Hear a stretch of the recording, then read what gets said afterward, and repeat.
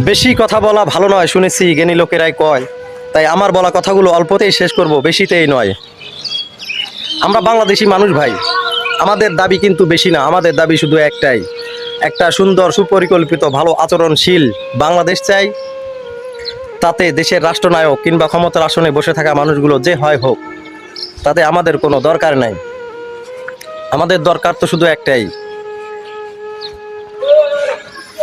নেতার আসনে বসে থাকার বাহিরে বাংলাদেশে যত মানুষ রয়েছি আমরা মোটামুটি সবাই কিন্তু আমরা অসহায়। তাই আমাদের দিকে ন্যায়পরায়ণশীল চোখে যদি আপনি তাকাতে পারেন, তবে আপনি হয়ে উঠবেন আমাদের চোখে সর্বশ্রেষ্ঠ মহা থেকে মহা, মহা থেকে মহা, মহা থেকে মহা সর্বশ্রেষ্ঠ নায়ক ইনশাআল্লাহ। এতে কোনো সন্দেহ নেই। কি বলেন আপনারা সবাই?